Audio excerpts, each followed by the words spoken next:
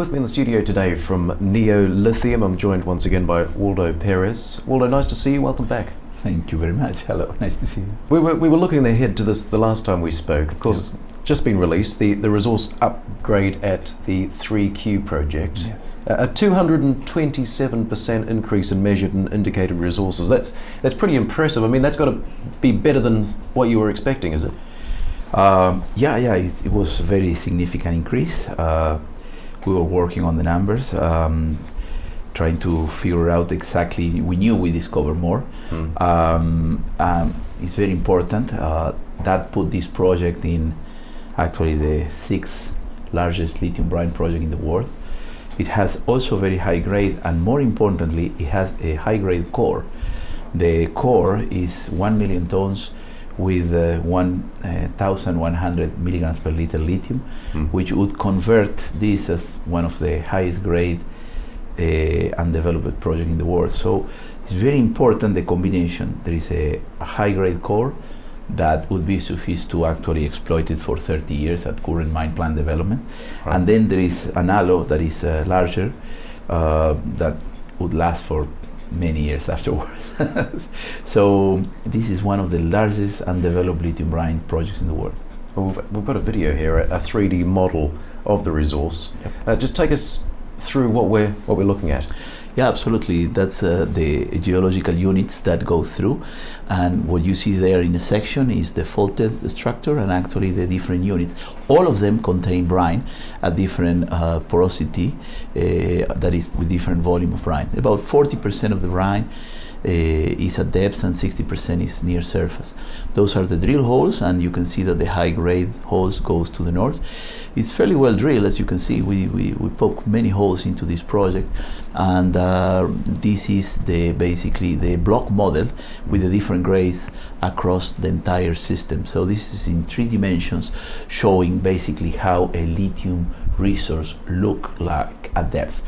Mine taking into account that all that has 35 kilometers in length. So right. Usually when you're looking at a mine, even a big mine like a copper mine or iron ore mine, the pits and these are 1-2 kilometers, even big ones, and 3 kilometers is like a super pit. And this resource is actually 35 kilometers by 6. Of course, we don't do any pit, we don't do any hole in the ground, we just do basically wells that actually extract the brine that is hosted in it. So we make a very little disturbance of the ground, but it's a very, very large resource. And this resource remains open at depth as well? Yes, actually, particularly in terms of upgrading measured to indicated, depth is totally open still. And it's very important because we found a deep aquifer, and that's a source of new brine. Honestly, not that we need it, because by now it's extremely big. So most of our effort now will be focused on the high-grade resource, which is to the north, and obviously the engineering work that has to be done to develop this project, basically to final feasibility. So will you be looking to do a bit more drilling at this high-grade northern zone? Will you? Yeah, they probably yes, because such a high grade. Think that this core is actually the second highest grade resource in the world, that high grade core. So it is very significant, very important. And of course what that gives us is the ability to start mining the higher grade zone first, and then move over tens of years literally towards the low grade. So a big focus for you now, firming up the economics around this project, is that fair?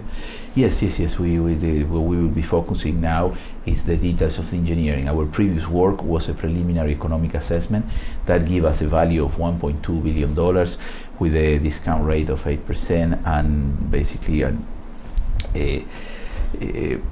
all the economics around that has to be done again under the new resource, okay?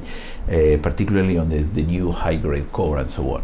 So we expect certainly that some aspects of that economics will improve.